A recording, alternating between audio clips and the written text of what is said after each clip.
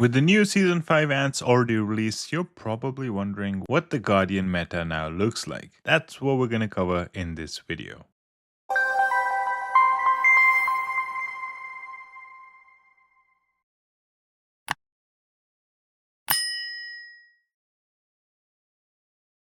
Make sure to subscribe to our channel, join our Discord, and also follow us on Instagram so you always have the support that you need to really enhance your account and get yourself to the next level. Also, if you stick around until the end of the video, I'm going to show you how you can save a lot of money when you make in-game purchases by getting some amazing cashbacks each time you purchase anything. Hello everyone and welcome to another video of the Sky channel. So this is going to be a video on the Season 5 Ants and the new metas that are probably going to come out because of the release of these ants.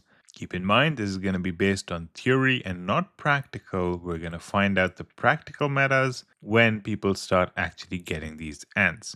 But I'm going to explain why I think these are going to be the metas based on the skills that we are now able to see. Let's start with the giant jaw. And we're going to focus on the skills that matter most. So skill 2, skill 5, and skill 8. Start with skill 2, 65% chance to deal 400% damage to 2 random enemy squads and mark them for 2 rounds. 65% is decent. 400% damage to 2 random enemy squads is actually pretty high. We're talking 800% for a skill that has no rounds of preparation. That's pretty good. And it's also marking them for 2 rounds. So then, whenever our squads deal damage to these marked targets, there's a 40% chance to receive a healing effect with a healing ratio of 70%. So while the healing itself isn't major, the fact is that these squads are marked, and anytime any of our squads deal damage to them, you have a chance of getting that healing, which means that if you hit this particular target multiple times using multiple rows, all of those rows have that healing possibility, so it does add up to a pretty nice amount. Overall, the damage is really high, there's no round of preparation, and you're giving a chance of healing to your squad. Really nice skill. Skill 5. 75% chance to deal 360% damage to 2 random enemy squads, and if the target is marked, it also suppresses them for 1 round. Suppression means that it's unable to move, which sort of means that it's not able to release any skills, making it a little bit useless and allowing you to live a little bit longer, right? 75%, a pretty nice chance. 360% damage to 2 squads is also pretty good because it adds up to 720% damage, right? Pretty nice. And then the fact that you can actually suppress 2 of your enemy squads is pretty nice. While also getting some healing, because if they're marked, you can have that chance of getting healing as well. Skill number 8, 80% chance to deal 240% damage to all enemy squads. And if the target is under control effects, it deals an extra 240% damage. Otherwise, it reduces their control resistance by 20% for 2 rounds, non-stackable. Okay, so 80% is a high chance, and then you're dealing 240% to all enemy squads, which adds up to a pretty nice amount of damage, but there's a chance you might actually end up doing 480% damage to each of them if they were already in control effects, which includes that suppression that we were talking about earlier. And if that's not the case, it actually reduces their control resistance, which means that perhaps by next round, if you have ants that do give negative effects, they might actually get it because now you're removing some of their control resistance, allowing them to get these control effects faster. So overall, a really good ant. You can already see why it is the more expensive or the harder to get of the Season 5 Guardian ants, because this skill set is actually pretty phenomenal. It's obviously a pretty nice damage dealer,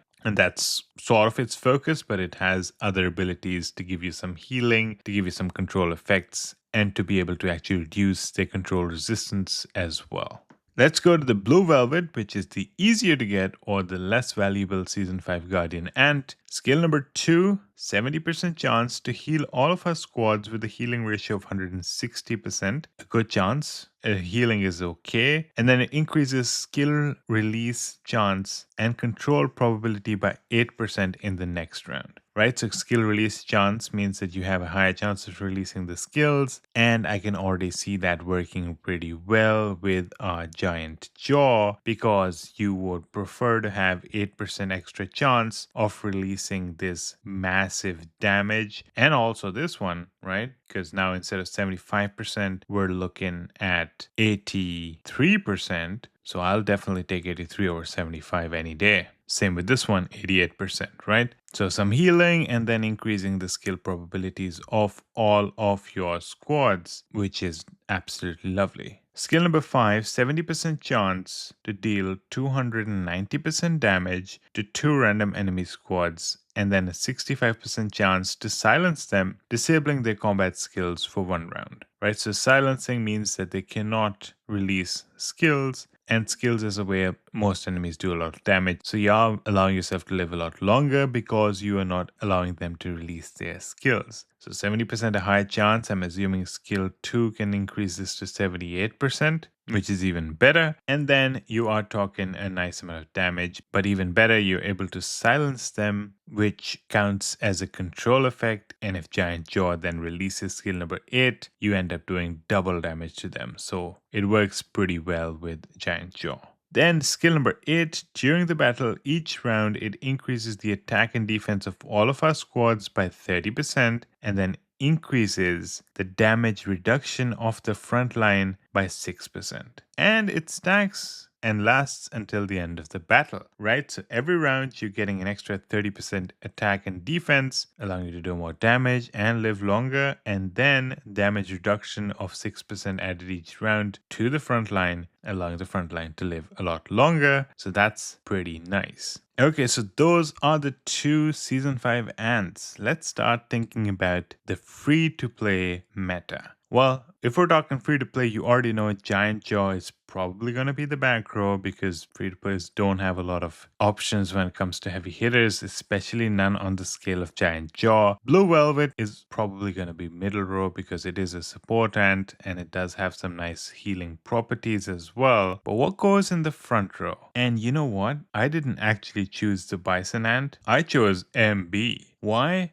Let's talk about that. Let's go to skill number 2. In rounds 2, 4, 6, and 8, reduces the damage taken by its squad by 30%, and whenever it takes skill damage, there's a 70% chance to heal this squad by healing ratio of 220%. This is great for survivability because in these particular rounds, it's reducing the damage by a reasonable amount, and it's also giving a good chance of healing. Next, skill number 5. 70% chance to deal some damage to the enemy and confuse it. Okay, that's fine. It's dealing damage and giving a negative status, which can help Giant Jaw do more damage because it does enjoy enemies with negative statuses. And then skill number 8, triggered once per round. Defense of all of our squad goes up by 50%, and the healing effect that you receive is increased by 7.5%, and it stacks until the end of battle. Okay, so why MB in the front row? Well, firstly, it has the ability to last much longer because of its skill number 2 and that healing and the extra healing it's getting from skill number 8, which allows Giant Jaw to do a lot more damage because of the fact that there's that survivability element added by MB. Not to mention the extra healing effect, while Blue Velvet also gives healing. So now MB is benefiting from its own healing plus Blue Velvet's healing, allowing it to live even longer. And then Blue Velvet is also giving that extra 30% defense and damage reduction to the front squad, making MB a pretty good survivor, right? There's so many things working in its favor because of its ability to reduce damage on its own and give itself healing, and then Blue Velvet giving it more healing and reducing damage further and giving it more defense, and then its ability in skill number 8 to increase the amount of healing it gets. It probably can work out really well because that's a lot of healing that we're talking about, right? So in my opinion, MB is probably the ant that's going to come out on top and be in the front row, followed by Blue Velvet, followed by Giant Jaw.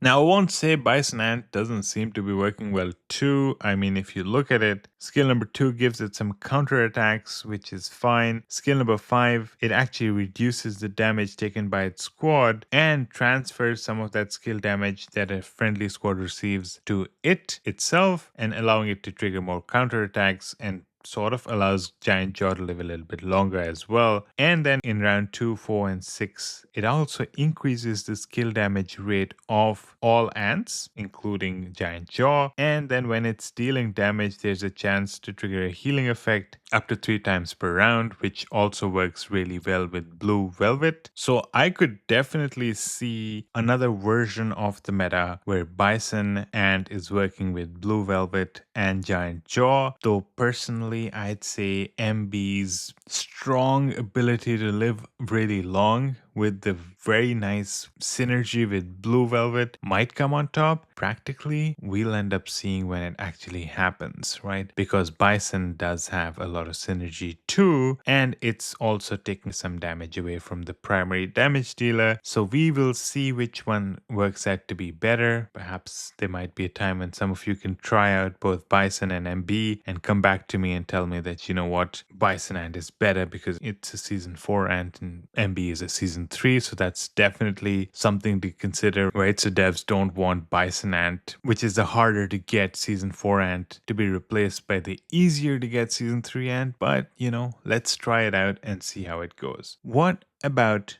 the pay to win meta? And you know, the pay to win meta is going to look a little different, and it's going to include certain ants that work really well together. And right now, I think a lot of people have been using this, and you might have seen it in certain battles. It's actually Black Knight and Bright Ponerine, followed by Giant Jaw. So right now, a lot of people are using Black Knight, Bright Ponerine, and Iron Elephant. Essentially, I'm replacing the Iron Elephant with Giant Jaw. So we're going to talk about why this works really well for pay-to-win players. First, let's go to Black Knight. In the first round, damage taken by its squad is significantly reduced by 45%, and every time this squad takes damage, it gets reduced all the way to 0, then it does a pretty decent amount of damage. But basically, it's really good for the front line because it's tanking some of that damage. Skill number 5, 60% chance to increase the trigger chances of 2 friendly squads by 5%. So now their skill trigger chance goes up, and the damage rate of the next skill is going to be increased by 150, and this is stackable for 2 rounds, right? So now we can talk about a possible increase in skill trigger chances by 10%, which obviously is going to be very amazing for the Giant Jaw, especially because it has all of that high damage dealing skills. You definitely want them to trigger, and you're talking about an increase in damage, which Giant Jaw is going to love a lot.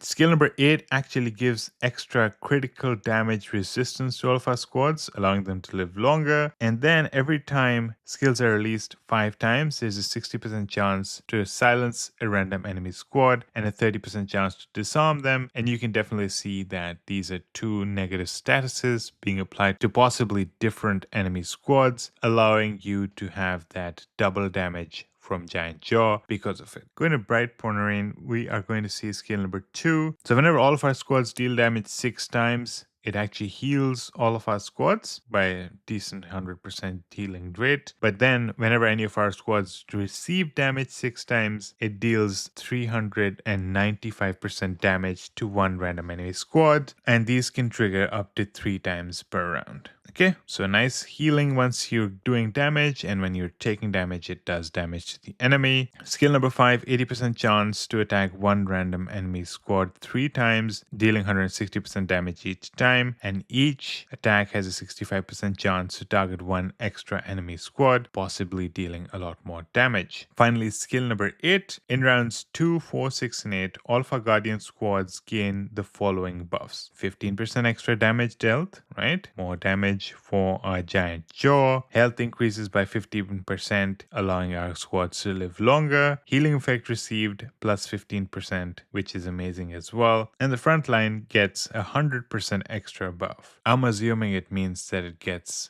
double the buff, right? So 30% extra damage, 30% extra health, 30% extra healing. Okay, so why does this particular pay to win meta work? Well, first of all, Black Knight starts off with that damage damage reduction, which is a pretty high amount of damage reduction, which sort of buys you time and allows your damage dealer, which is your giant jaw, to deal more damage. And then once all of that damage reduction is taken care of, it does a pretty high amount of damage, which is amazing as well. Black Knight is also giving extra skill trigger rate and an extra increase in damage for our squads, right? So now you have your giant jaw dealing more damage and dealing it more often because of the increase in the skill trigger rate. And Bright Ponerine, what it does is that it's giving you team heals based on the amount of hits you do, so it can trigger fairly often. And then it's giving that extra damage, health, and healing buff to your squads, which means that now the front row Black Knight, it gets extra heals, it has extra health, it also does more damage, right? Because it's getting the double buff. And the back row, which is the giant jaw, it's still getting an extra damage dealt, HP and healing, though not multiplied by 2. It's still fairly helpful, in particular the extra damage dealt. Black Knight also has the silence and disarm, which can increase the amount of damage your giant jaw can do. So basically, Black Knight is working really well. It's giving a lot of synergy to giant jaw. It's increasing the chance of giant jaw triggering its skills, doing more damage, also giving control effects to the enemy, so giant jaw can do double damage using its skill 8. Bright Ponerine is, of course, the healer, the helper, allowing your squads to live longer, and Giant Jaw, as you can imagine, is the one doing most of the damage. Well, those are my guesses on what the metas are gonna look like. We'll see how they